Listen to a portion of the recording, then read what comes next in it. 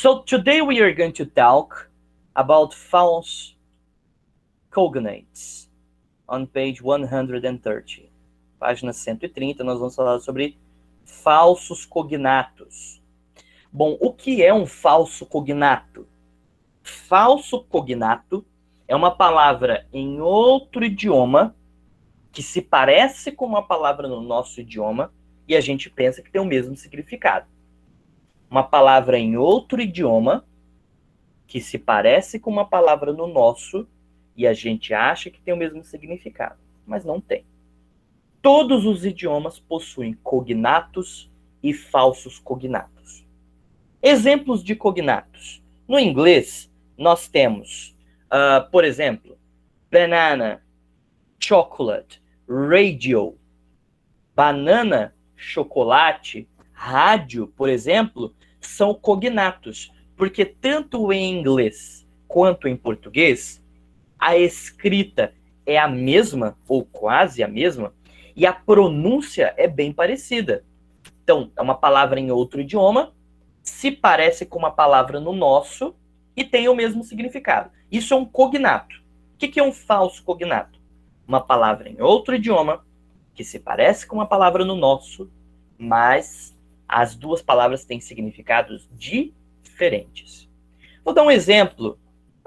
No espanhol, por exemplo, antes da gente entrar no inglês, conversando com a professora de espanhol de vocês, ela disse que há uma palavra interessante em espanhol, inclusive sobre esse tema de falsos cognatos, embaraçada.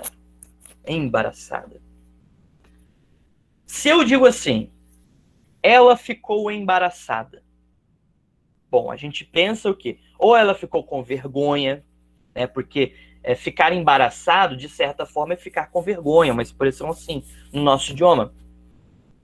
Ou, sei lá, ficou embaraçado, enrolado em alguma coisa, uma linha, um pano, uma corda, alguma coisa assim. Mas, na verdade, embaraçado significa grávida. Então, assim, é um falso cognato. A gente olha a palavra, embaraçado, então significa que a pessoa ou ficou com vergonha, ou a pessoa está enrolada em alguma coisa, uma corda, uma linha, uma fita. Não tem nada a ver, né? A pessoa está grávida. Então, em inglês, nós também temos muitos cognatos e muitos falsos cognatos. Nós vamos nos preocupar com esses falsos, tá? A primeira palavra, primeiro falso cognato muito famoso também é fabric. Fabric. Quando você olha a palavra fabric, você vai ler do jeitinho que a gente lê em português, fabric. O que parece isso aqui? Opinião de vocês, o que parece fabric? Fabric. Parece fábrica, não é mesmo? Fabric, fábrica. Mas, na verdade, fabric significa tecido. Tecido. Então, fabric, in English, is tecido em português, e não fábrica. Bom, então, como é que é fábrica em inglês? Factory. Factory. E fabric, tecido. Percebem? Então, essa é a ideia do falso cognato. Ou chamado de false friend também, né? Falso amigo. Bom, a gente vê aqui to pretend. To pretend. Eu falo para você que é um verbo, e aí você lê pretend. Pretend. Parece que é o verbo. Qual verbo? Pretender, não é? O verbo pretender. Mas não é. É um verbo, parece o verbo pretender, mas na verdade to pretend é o verbo fingir em inglês. É o verbo fingir. Aqui diz que é to behave in a way because you want someone to believe that something is true when it is not. Né? Se comportar de uma forma porque você quer que alguém acredite em algo que é verdade quando não é. Fingir. Se comportar de uma forma que você quer que as pessoas acreditem em algo que não é verdade. Um fingimento. Pretend, fingir. E como é que é pretender em inglês? To intend. Pretender em inglês. To intend. To pretend significa fingir, ok? E aqui embaixo a gente tem outro, sensible. Eu falo para você que sensible é um adjetivo, tá? É um adjetivo. Você olha sensible,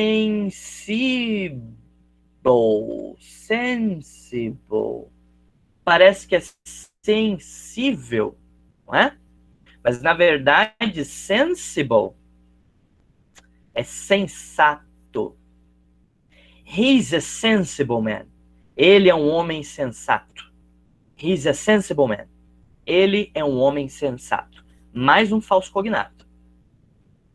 Bom, e como é que é sensível em inglês, então? Sensitive. Sensitive.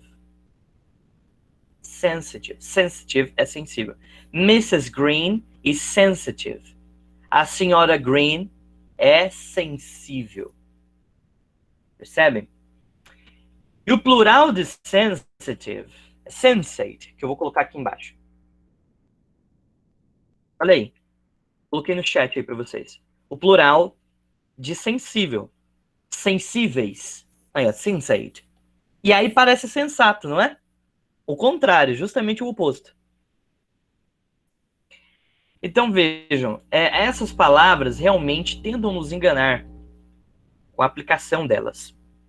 Bom, nós vamos ver alguns dos falsos cognatos mais comuns em inglês. E eu quero que vocês me acompanhem aqui no estudo desses false cognates, os falsos cognatos. Bom, na letra A, eu tenho a expression library. Eu vejo a palavra library. Eu falo para você que é um lugar que tem livros. E aí você vê library, se fosse ler do jeitinho português, library, library, um lugar que tem livro, uma livraria. Na verdade, não. Library, biblioteca. Livraria nós chamamos de bookstore. Bookstore. Ou bookshop também. Tá? Bookstore ou bookshop.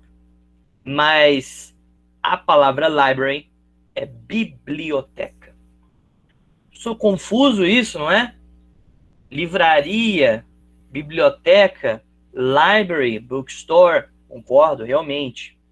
Mas, por muitos séculos, o lugar que vendia livros, que penhorava livros, que comprava, que vendia, que fazia coleções, eram as próprias bibliotecas. Então, talvez nesse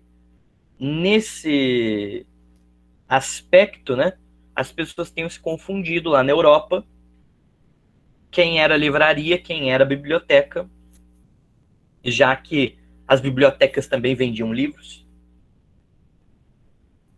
E, enfim, há essa diferença, esse falso cognato. Então, library, biblioteca. Não é livraria. Biblioteca. Bom, na próxima, quando a gente vê assim, ó, a palavra parents, a gente vê aqui, ó, na letter B, a palavra parents, a gente pensa, a primeira coisa, parentes. A gente pensa no primo, na prima, no tio, na tia, no irmão do primo, da tia, da avó de segundo grau, né? Toda essa galera que faz parte da nossa família são os nossos parentes, né? Mas, na verdade, parents não são parentes em inglês, são pais. Parents são pais. Quando eu estou falando de pai e mãe, parents. Então, toda vez que eu falo parents, não são parentes em inglês, são pais. Pai, né? O pai e a mãe. E os parentes mesmo, primos, tios, tias, enfim, toda essa galera. Relatives. Relatives. Relatives. São chamados de relatives. Ok? Então, a gente vê aí, parents são os pais, pai e mãe. Relatives são todos os outros. Aquele primo de segundo grau da tia, que é prima de segundo grau da sua mãe. Então, toda essa galera, relatives. Ok? Parents, pais, pai e mãe. Bom, na letra C, letter C. Pasta. Clássico isso aqui. Clássico. Pasta. Primeira coisa que a pessoa pensa quando ouve em inglês. Pasta. Pasta também em alguns lugares. É a de papel, né? Que a gente guarda papéis. Não, não, não. Pasta. Pasta. Macarrão. Deixa eu só apagar aquele ali. Tem um errinho aqui. Macarrão. E a pasta que a gente guarda papéis. Aquela pasta de plástico. Como é que a gente chama em inglês? Folder. Tá? Então, você vê em inglês a palavra pasta, você pensa, pasta. Pasta. Então é a pasta de plástico, de guardar papel. Não, não. Pasta, in English. Macarrão, em português. Folder, in English. Pasta. Essa daqui de guardar papéis em português, tá? Então, o falso cognato, a gente olha essa palavrinha aqui, em outro idioma, e fala, se parece com uma palavra no nosso idioma. Então tá falando da mesma coisa. Você tem pasta in English, então tá falando daquela pastinha de plástico. Nada a ver. Essa pasta in English, macarrão. E muito cuidado, hein? Sempre que você voa, um voo internacional, eles sempre oferecem macarrão, porque macarrão é baratinho. Então, as pessoas sempre oferecem pasta, pasta, pasta, tá? Pasta também se refere à massa, né? Massas. Não só esse tipo de macarrão, tá? Bom, e aqui guarda papel folder. Vamos à próxima, page number 132. Clássica também. Quando a gente vê push, primeira coisa que a gente pensa é push. É para puxar, é ou não é? Você chega no shopping, por exemplo, na porta tá escrito lá, push. Você fala push, né? Mas você vê lá, push, escrito assim. Bom, então é para puxar. E a pessoa tenta puxar e não vai. Por quê? Porque push significa empurrar, exatamente o oposto de puxar. Push, empurrar. Olha lá o homem empurrando. Empurrar. Empurrar.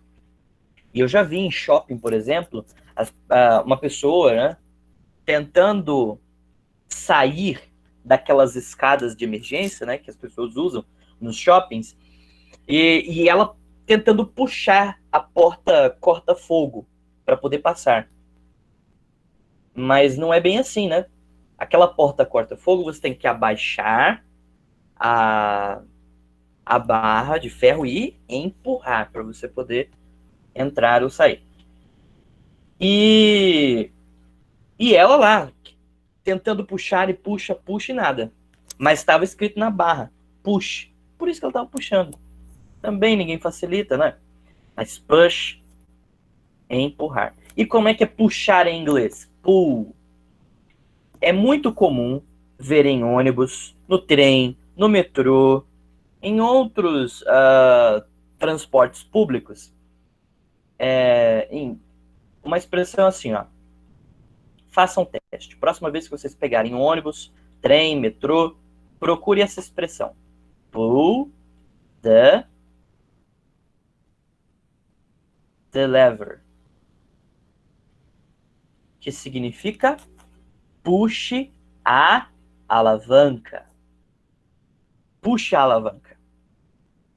Por que aparece isso aqui? É nas saídas de emergência de transportes como ônibus, como trem, como metrô, né? Pull the lever. Você puxa, e aí ou você para o trem ou metrô, então as janelas do ônibus, elas se soltam, né? E aí você pode sair. Então, pull the lever, puxe a alavanca. Né? Mas a palavra push, empurrar. Pull, puxar. Push, empurrar. Pull, puxar.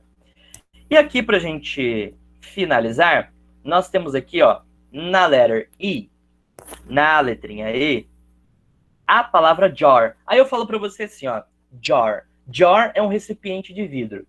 Jar é um recipiente de vidro. Ah, bom, então uma jarra. Jar, recipiente de vidro, já. Não, jar é pote. É um pote. E como é que é jarra, então? Jug. Jug. Jar, pote, jug, jarra. Eu espero que isso não tenha confundido muito vocês, né? Esses falsos cognatos às vezes nos confundem. Mas jar, pote, jug, jarra. Ok?